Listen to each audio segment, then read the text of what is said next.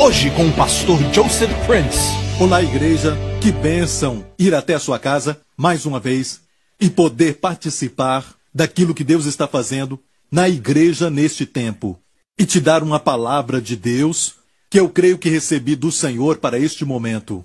Eu quero dizer que eu também estou sempre pensando em vocês. Eu estou com tanta saudade e penso em vocês o tempo todo e oro por vocês pedindo que o Senhor continue te protegendo e te guarde durante esse tempo, e que o Senhor te abençoe com a sua família, para que você conheça o Senhor Jesus Cristo ainda neste tempo, dessa segunda onda e do lockdown, que você conheça mais Jesus até neste tempo de descanso.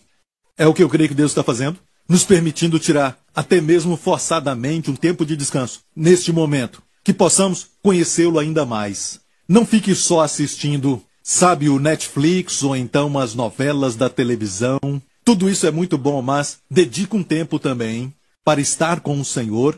Comece a ler alguns dos meus livros que você ainda não leu, certo? E também tire o seu devocional todo santo dia. Amém? Procure conhecer mais do Senhor. E eu creio que quando tudo voltar ao normal, como era antes, pelo menos vamos saber que tivemos um tempo frutífero com o Senhor. Amém? Eu quero falar de algo também que eu já falei com os pastores que o Senhor me deu. Em uma das últimas mensagens que eu estava aqui pregando, e enquanto eu pregava, eu via todos vocês no Espírito. E o Senhor me disse assim que deve ser o pastorado. E Ele me deu esse verso, naquele momento Ele me deu esse verso em Colossenses, capítulo 2. E aqui diz o seguinte, Paulo falando, porque ainda que esteja ausente quanto ao corpo, contudo em espírito estou convosco, regozijando-me e vendo a vossa ordem e a firmeza da vossa fé em Cristo. Perceba, Paulo disse, mesmo estando ausente quanto ao corpo, como agora mesmo como seu pastor, estou ausente quanto ao corpo, mas eu estou na sua casa, pela tecnologia. Amém? E graças a Deus pela tecnologia, eu creio que isso veio do Senhor. Amém? Deus permitiu essa invenção e essas descobertas na tecnologia para um tempo como este. Amém? Mas olha, fisicamente estou ausente. Amém? Mas escute isso. Se nós pastorearmos no natural, nós ficaremos confinados aos sentidos. Amém? Até no aconselhamento não podemos ficar confinados nos sentidos. A Bíblia fala em Isaías 11 sobre Jesus, que ele não julgaria baseado naquilo que veria, e nem por aquilo que ouviria. E eu sempre falo com os pastores e líderes para, quando aconselharem, de sempre estarem sensíveis ao Espírito. Assim devemos pastorear. E eu falei isso com os pastores, que nós precisamos pastorear vocês no Espírito. Mesmo estando ausente no corpo, na carne, ainda podemos pastorear você e orar por você no Espírito. E quando você está em oração, você entra então numa dimensão que não está confinada ao espaço. Você entra numa dimensão de tempo que na verdade é fora do tempo. Porque Deus pode até alcançar a outra parte do mundo e tocar em você, enquanto eu oro, confinado dentro do meu quarto. É o Senhor do tempo e do espaço, mais uma vez. Olha bem, em oração podemos viajar milhares de milhas. Através da oração podemos tocar no céu. Amém? Através da oração podemos até mesmo ir no profundo do coração do homem, que a Bíblia diz que a palavra de Deus faz. Ela divide alma e espírito, juntas e medulas. Nós podemos orar por cura, podemos pedir por milagres para qualquer área da sua vida, sem ter que estar lá fisicamente. Isso não é lindo? E este verso me trouxe muito encorajamento quando eu já estava praticando isso. Não é que Deus me deu este verso e eu me animei, mas Deus confirmou comigo me dando este verso para dizer que é assim que deve ser feito. Pastorear é algo sobrenatural. Amém? Então confie em mim que agora mesmo os nossos pastores estão orando por você. Estamos orando por você e orando guiados pelo Espírito e orando por algumas áreas da nossa igreja que sabemos que precisam de oração. E até mesmo indivíduos que o Senhor coloca na nossa mente e coração. Amém? Então saiba disso, você é amado, você tem sido alimentado e pastoreado, até durante esse tempo, exceto não estarmos juntos fisicamente. Amém? Mas estamos no Espírito. E Paulo disse que pelo Espírito, ele contemplava a sua boa ordem e a firmeza da fé deles em Cristo. Glória a Deus. E eu sinto no meu espírito que é momento para nós ouvirmos esta palavra. E o Senhor me falou isso e eu estava meio lutando contra esta palavra que você vai ouvir hoje, mas é uma daquelas mensagens que você não quer pregar com medo de às vezes ser mal interpretado. Mas o Senhor falou comigo que muitas pessoas não conseguem orar sem algum tipo de reserva, sem dúvidas. Ainda tem dúvida no coração, ainda tem aquela voz que diz para elas, você não deve orar assim. Citando até o Salmo 91. E até vozes agora mesmo dizendo que tem muita gente profetizando o Salmo 91, mas nós temos que ser verdadeiros, temos que ser reais. E eu quero falar dessas coisas e também olhar nas Escrituras, porque o Senhor me falou que Ele quer que eu pregue isso, e Ele disse que eu quero que os meus filhos estejam firmes e que eles saibam que eu os amo, e eu quero que eles, todos eles, prosperem. E eu quero que eles sejam protegidos durante esse tempo. E eu quero que eles tenham boa saúde. Amém? Vamos olhar 3 João, capítulo 1, verso 2. Aqui diz, amados, desejo que te vá bem em todas as coisas e que tenha saúde, assim como bem vai a tua alma. Olha, o apóstolo João nunca iria mencionar alguma coisa que não fosse da vontade de Deus. Deus não permitiria esta declaração ser colocada nas Sagradas Escrituras se não fosse inspirada. Toda Escritura, a Bíblia diz, toda Escritura é divinamente inspirada. Amém? Pelo sopro de Deus. Amém? E eu creio que não somente a ideia de qualquer assunto que tenha sido inspirada, mas eu creio na plena inspiração das Escrituras. Eu creio que até as palavras foram inspiradas por Deus. Então eu creio que, se João está expressando algo de coração, que te vá bem em todas as coisas e que tenha saúde, mas não é da vontade de Deus, é só um desejo de João, então não estaria nas Escrituras. Porque nas Escrituras, João ou Pedro ou Paulo eram só secretários. Eram secretários, eles só escreviam aquilo que o Espírito Santo ditava e também soprava neles para escrever. Até as palavras são inspiradas. Por exemplo, no livro de Gálatas, Paulo começa a discutir e falar de uma letra. Ele disse a promessa foi feita à sua semente singular e não às sementes plural. E Paulo usa o argumento e não é as sementes como a geração de Abraão, a sua descendência, ou seja, os seus descendentes, o povo judeu, ele não está falando de sementes ali, mas a promessa foi dada à sua semente singular. E Paulo discute baseado em uma letra. Amém? Sem o S, no nosso idioma falaríamos que aquela semente é Cristo. Amém? Então até uma letra mesmo foi inspirada por Deus. Certa vez Jesus falou aos saduceus que não criam. Aquele grupo não cria na ressurreição dos mortos e Jesus disse a eles, olha, vocês erram não conhecendo as Escrituras e nem o poder de Deus. E Jesus disse a eles, Deus disse, eu sou o Deus de Abraão, Isaque e Jacó. E naquela época, Abraão, Isaque e Jacó já tinham até morrido e estavam com o Senhor. E o Senhor ainda usou este verbo, eu sou, só uma palavra, sou. Ou seja, ainda sou o Deus de Abraão, Isaque e Jacó. Quer dizer o quê? Que Abraão, Isaque e Jacó estão vivos em algum lugar. Amém? Porque Deus disse, eu ainda sou o Deus deles. Amém? Ainda estão vivos. Deus não é Deus dos mortos, mas dos vivos. Amém? Ele falou isso. E perceba que os saduceus nunca falaram alguma coisa dizendo, você não pode discutir um argumento só com uma palavra? Você não sabia que as Escrituras são inspiradas só nas ideias, não palavra por palavra? Sabe por quê? Eles sabiam, até naqueles dias, que as Escrituras eram inspiradas. Amém? Então, João disse, amados, agapitós, e quem melhor do que João, o apóstolo do amor, que sabia que ele era amado profundamente pelo Senhor.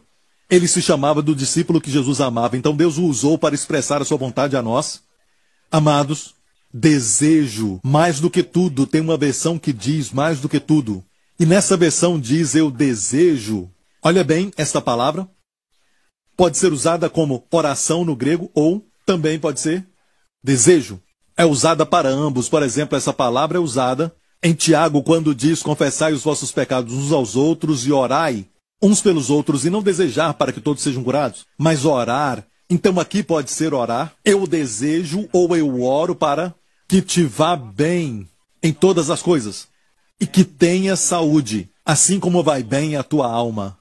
Olha, essa prosperidade, algumas pessoas dizem que é um tipo de desejo para que você tenha uma viagem tranquila. Sabe, quando falam de prosperar em termos de emoções e eles querem limitar a uma ou duas áreas somente. Ok, mas prosperidade também é usada em 1 Coríntios 16, quando diz: ora, quanto à coleta que se faz para os santos, está falando de ofertas para os santos. Paulo disse: fazei vós também o mesmo que ordenei às igrejas da Galácia. No primeiro dia da semana, no domingo, como nós fazemos, cada um de vós ponha de parte o que puder ajuntar, conforme a sua prosperidade. Essa palavra prosperidade é a mesma palavra usada no grego em 3 João 2. Eu desejo que te vá bem, é a mesma palavra. Então, prosperidade aqui, e de fato, neste verso, João diz: eu oro que prosperes em quantas coisas? Todas as coisas, no grego, no passado. Em todas as áreas específicas e também em todas as áreas, em todas as partes específicas. Amém? Que te vá bem e que tenha saúde. Tenha saúde, como vai bem a tua alma. E algumas pessoas dizem: tá vendo, a alma tem que prosperar, como se a alma de ninguém prosperasse. Mas aqui está dizendo o seguinte: é Deus falando, a sua alma prospera, porque você ouve a palavra, você é um crente, e também porque você presta atenção. Não quer dizer que você é perfeito, não quer dizer que precisamos ter um tipo de santidade perfeita. Então Deus diz: a sua alma prospera. Não. Se você ler este verso, você vai ver que é uma característica. Isso foi dado a todo crente, a sua alma prospera. João disse: olha, a sua alma prospera, você agora é a justiça de Deus em Cristo. Quando Deus olha para você, Ele te vê justo em Cristo, santo e inculpável em Cristo. É assim que Deus te vê. Mas agora, o nosso comportamento não está perfeito. É uma jornada para nós. Amém? Mas você nunca julga a sua posição pelo comportamento. Você julga o seu comportamento pela posição. A sua posição é: Deus te fez justo em Cristo na cruz. Deus fez com que Jesus, que não tinha pecado, ser pecado por nós, para que nós sejamos feitos a justiça de Deus nele. É a nossa posição. Amém? Nós somos isso aos olhos de Deus. Amém? Mas você vai ver que muitas pessoas ignoram a posição e dizem: é importante se comportar devidamente, se comportar. Mas o fato é que você julga a sua posição baseado no seu comportamento, e quando você não comporta bem, então você diz que naquele momento você não é justo. Ou então você fica consciente de que você errou e que você não pode orar da forma deseja orar, com ousadia e com fé, porque você acha que o seu comportamento afetou a sua posição. E amigo, você entendeu tudo errado. Deus quer que você julgue o seu comportamento pela sua posição. Amém? Não julgar a sua posição pelo comportamento. Glória a Deus. Amém? Aleluia. Obrigado, Jesus. Então Deus está dizendo que a sua alma prospera porque você é um filho de Deus. Amém? E Deus diz: quero que saiba disso. Orem uns pelos outros para que vocês prosperem em todas as coisas. Estou orando por você, igreja. Quando eu recebi essa revelação do Senhor há um tempo atrás, eu tenho orado por todos vocês para que Deus te faça prosperar em quantas coisas, todas as coisas, é o que eu estou orando, em tudo na vida. Não só nas finanças, em todas as áreas, no casamento, no relacionamento com os filhos e também nos seus relacionamentos sociais, e prospere em todas as coisas. E não só isso, mas tenha saúde. Tenha saúde. Eu oro para que você tenha saúde. Esta é a vontade de Deus.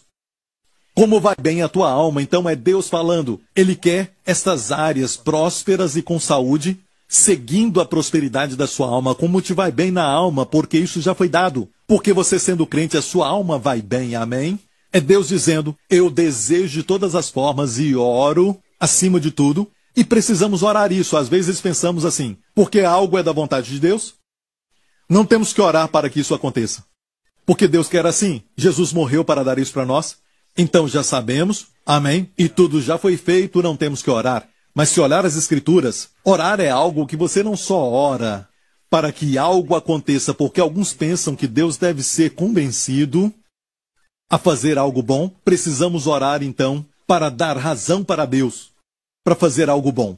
Amigo, isso não é oração. A oração, na verdade, é se alinhar e declarar: a tua vontade seja feita na terra como é no céu. A vontade de Deus já é feita no céu. Se você for no céu, agora mesmo, não vai ter o vírus do Covid-19.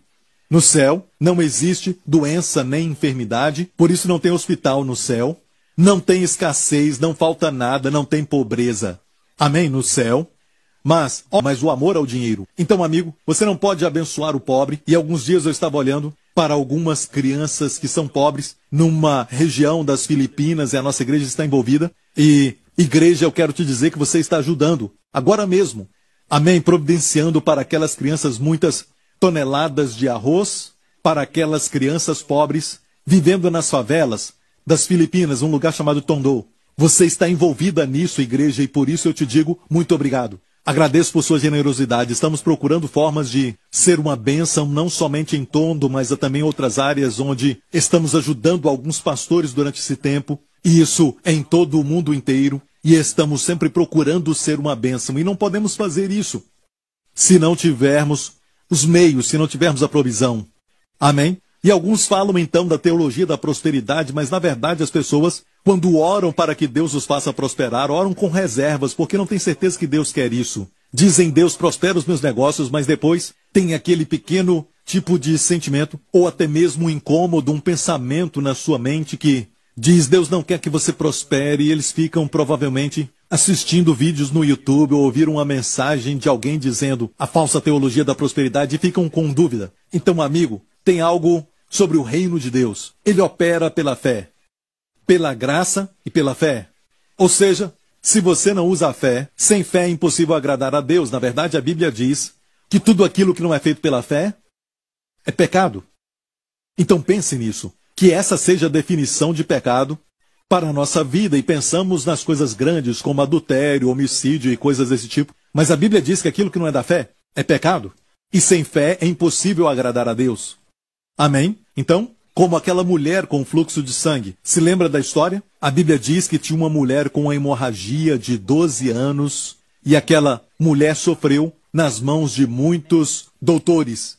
E ela até mesmo piorou e, na verdade, ela gastou tudo que tinha e ficou pobre, gastou tudo que tinha e não melhorou, mas na verdade piorou. E a Bíblia diz que ela ouviu de Jesus. O que você acha que ela ouviu sobre Jesus? Quando ela ouviu de Jesus, ela ouviu de um Jesus que dizia, se não ser santo o suficiente, você não recebe cura. Se você não for perfeito, eu não posso abençoar sua vida. Ela ouviu isso de Jesus? Um falso Jesus, a Bíblia fala de que o diabo vai se apresentar nesses últimos dias como um anjo de luz. Não é? Fazendo as pessoas pregarem outro Jesus. Mas precisamos voltar a Mateus, Marcos, Lucas e João, os evangelhos, e ver todas as escrituras que são inspiradas para ver Jesus na Bíblia. O Jesus por quem eu e você nos apaixonamos, que primeiramente nos amou e se entregou por nós na cruz. Como é que você está vendo Jesus? Ela ouviu de Jesus. E seja, o que for que ela ouviu deu a ela fé, apesar do fato de que, de acordo com a lei, ela não poderia, de forma alguma, ficar do lado de fora, entre as pessoas. Amém? Parece muito com o vírus do coronavírus. E olha, ao mesmo tempo, esta senhora, a Bíblia diz aqui em Marcos capítulo 5, vamos ler.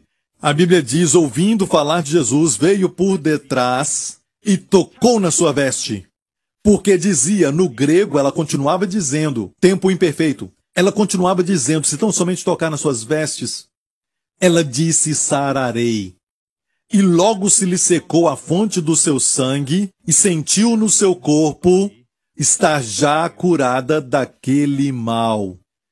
Amigo, perceba, a Bíblia diz que ela falava consigo mesma, se tão somente eu tocar nas suas vestes, se eu tocar na extremidade da sua veste, sararei. Ela não disse, eu talvez fique bem, eu talvez seja curada, quem sabe eu serei curada, quem sabe não. Não, eu serei curada. Foi uma declaração poderosa, foi uma declaração sem dúvida.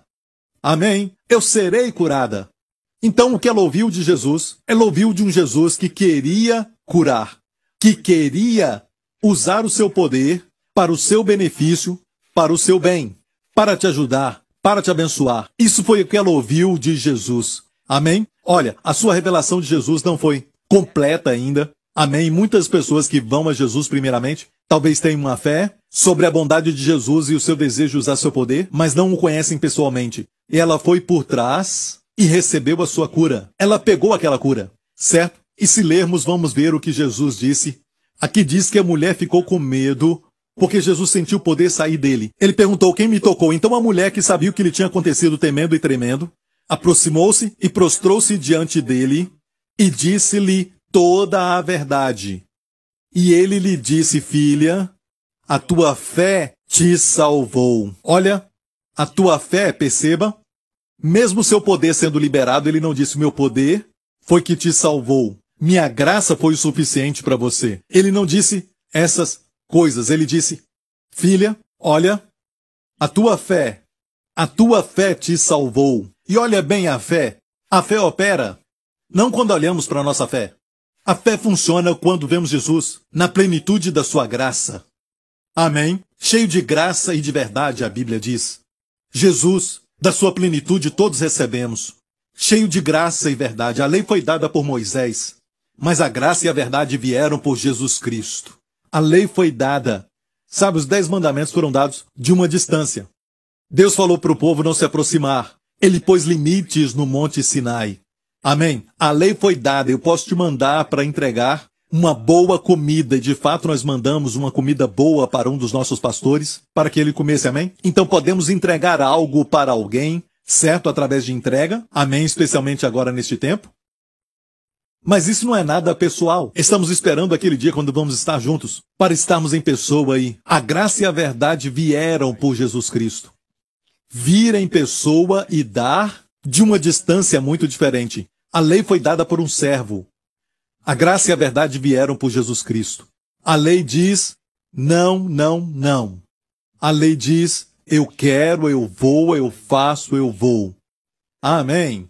A lei diz, na essência, a lei diz: eu não me esquecerei dos pecados, mas visitarei os pecados até a 3ª e 4ª gerações. A graça do outro lado diz: dos seus pecados não me lembrarei mais. Amém? Os seus pecados e transgressões não me lembrarei nunca mais. Nunca mais quer dizer que havia uma época no Antigo Testamento, sob a lei, que Deus lembrava do pecado das pessoas e visitava os seus pecados como um juiz para julgar os pecados até a 3ª e 4ª gerações, mas nunca mais. Por quê? A cruz mudou tudo. Deus amou o mundo de tal maneira que Deus não queria mostrar aquela parte. Ele não queria, sabe, mas ele era o juiz. Mas essa não é a sua essência, ele é amor. Deus amou o mundo de tal maneira que deu o seu Filho unigênito. É como hoje, se você for a um juiz, não é? Um bom juiz não tem um coração em fazer todo aquele julgamento, especialmente quando ele tem que mandar alguém para a morte. Eu não creio que um bom juiz se alegra com isso. Mas ele tem que fazer uma declaração, um decreto baseado na lei. Amém? Se ele não conseguir manter a lei, todo o universo vai acabar. Estou falando de Deus. Se Deus não é um Deus de palavra, não é um Deus justo, não é um Deus de justiça, amém, o universo todo vai acabar. Não é? E a anarquia vai reinar. Foi o que aconteceu quando o diabo se levantou contra Deus e Satanás sabia que Deus é um Deus de justiça, um Deus de ordem, um Deus que é santo e justo. Mas o que Satanás não entendia é que Deus, na sua essência, é amor. Em Miqueias, capítulo 6, e diz assim: ele te declarou, ó homem, o que é bom e que é o que o Senhor pede de ti. Senão que pratiques a justiça e ames a benignidade. A palavra benignidade aqui é a palavra hased, que é graça, e que andes humildemente com o teu Deus. Então vemos aqui o que Deus requer de cada um de nós, homens. Senão que pratiques a justiça. E tem uma outra versão que fala o seguinte, que faça a justiça. É o que está também no original hebraico, aqui em Miqueias 6, e amar a bondade, misericórdia ou graça, porque aqui é usada a palavra hased, e essa palavra sabemos que é graça. Graça, hased, amar, hased. Olha, escute bem isso. Todos nós que somos líderes devemos tomar decisões. E às vezes tomamos decisões que não nos orgulhamos e não queremos tomar essa decisão, mas temos que. Se alguém abusa de outro, temos que denunciar. A pessoa abusa constantemente e não quer responder a nenhum aconselhamento e também não deseja se arrepender dessa prática e constantemente fere outra pessoa. Vamos denunciar. Amém? Vamos denunciar. Vamos fazer isso. Nós vamos fazer aquilo que é certo, executar a justiça para proteger as pessoas envolvidas. Amém? Então, essas decisões são feitas com justiça porque devemos fazer isso. Amém? Mas, quando nós vemos pessoas indo para um tipo de prisão, até mesmo um juiz, um bom juiz, vai executar a justiça, suas mãos vão executar a justiça, até um bom líder. Ele executa a justiça, mas o seu coração sempre ama Hesed, ele ama a graça, ele ama a bondade, ele ama misericórdia. Amém? Que sejamos líderes cujos corações amam sempre a graça. Queremos mostrar a graça, mostrar misericórdia, mesmo que às vezes tenhamos que executar justiça. Amém? Amém? Glória a Deus. Então Deus é assim, Deus tem que executar justiça, mas Deus diz até nas Escrituras, em Isaías diz, que a ira de Deus é algo estranho. Para Deus, isso não é dele mesmo. Sim, ele tem ira, mas você não vai ver nas Escrituras, ele é rico em ira. Mas é sempre Deus rico em misericórdia. Ele é assim porque ele amou o mundo de tal maneira que ele deu o seu Filho unigênito, para que todo que nele crê não pereça, mas tenha a vida eterna. Esse Deus amou tanto você e eu até quando não importávamos com Deus, não pensávamos em Deus. Amém? Alguns de nós nem criam nele, na sua existência. Mesmo assim, Deus nos amou. E Deus enviou o seu Filho. Nem pediu a nossa permissão. Deus nos amou e enviou o seu Filho para morrer por todos nós naquela cruz. Amém? Aquele que é o perfeito amor. Amém? Veio aqui o amor encarnado. Amém? O Verbo se fez carne. E nós pegamos aquele que não fez nada de errado, que saiu fazendo o bem, curando a todos os oprimidos do diabo. A Bíblia diz que até Pilatos, que teve que dar uma sentença com medo dos judeus, naqueles dias, na verdade ele disse o seguinte: eu não vejo erro algum neste homem. Aquele que traiu Jesus, Judas, por 30 moedas de prata, com sua própria boca confessou, jogando o dinheiro no chão e disse: eu traí sangue inocente. Amém. O centurião que viu tudo o que aconteceu na cruz, quando Jesus clamou bem alto, e a maioria das vítimas de uma crucificação não tem nem fôlego quando está pendurado daquela maneira, por muitas horas, não tem nem fôlego. Mas a Bíblia diz que no final Jesus clamou com voz alta e forte. Ele foi perfeito até o final. A morte não o venceu e ele morreu. Ele não sucumbiu. Ele deu, entregou o seu espírito. A linguagem de Mateus diz: Jesus se preparou para a morte e gritou: está consumado! E Pai, em tuas mãos, entrego o meu espírito. E ele liberou o seu espírito, como um rei faria. Aleluia! Glória a Deus! E este maravilhoso Jesus, quando morreu na cruz, Deus nos amou tanto que pegou os nossos pecados e também as nossas doenças, como diz em Isaías 53 e Mateus 18. Ele tomou as nossas doenças e as carregou no seu corpo naquela cruz. E ele limpou todos os nossos pecados. Então hoje, Deus não está só satisfeito, mas ele foi glorificado pelo que Jesus fez na cruz. De maneira tal que a Bíblia nos diz que o que restou é muito mais, muito mais, muito mais. Não foi só pagamento da dívida, mas na verdade nos encheu das bênçãos e da bondade de Deus que de outra maneira nós nunca poderíamos receber. Não é, por exemplo, como um ladrão que entra na sua casa, amém, e não denunciá-lo. Isso é misericórdia, ok? Deixá-lo ir embora, isso é misericórdia. Mas fazer dele o seu filho adotivo, adotá-lo na sua família e dar para ele direito a toda herança e também privilégio e todas as bênçãos da família. Isso é incrível, isso é a graça de Deus, igreja. Aleluia! Este é o nosso Deus. E escute isso. Voltando ao que estávamos falando, Ele quer que você prospere. Ele quer que você tenha saúde. Mas olha, ouvimos vozes que dizem: ah, você tem que ter cuidado com essa teologia. Não, tenha cuidado com cobiça. Tenha cuidado para não ser avarento. Tenha cuidado com o amor ao dinheiro. E você pode ter amor ao dinheiro sem dinheiro no bolso. Mas pensa no dinheiro o dia inteiro. Não é? Não estou dizendo que os ricos são generosos ou são maus. Não generalize assim. E não quer dizer que os pobres não têm amor ao dinheiro. Você não pode falar isso. Na verdade, quando você não tem algo, você pensa muito naquilo. Amém? Você deseja aquilo. Então, amigo, Deus quer que você prospere porque é uma prosperidade com propósito. Amém? Deus quer que você tenha saúde porque Ele quer que você cumpra o seu propósito por causa de todos os dons que Ele colocou na sua vida e o seu chamado. Desde que você estava no ventre da sua mãe, Ele quer que você cumpra. Ele não quer que você morra antes da hora e depois você vai para o céu e Deus pergunta: o que você fez com o seu chamado? Você não vai dizer como o apóstolo Paulo: combati o bom combate, acabei a carreira e guardei a fé. Você não vai dizer isso, certo? Mas amigo, estas vozes começam a falar tudo isso e as pessoas ficam com reservas no seu coração de crer em Deus e orar para que isso aconteça. Ok? É como quando Jesus foi até um leproso, você se lembra disso? Um leproso, a Bíblia diz, foi até Jesus e disse: Jesus, se tu queres,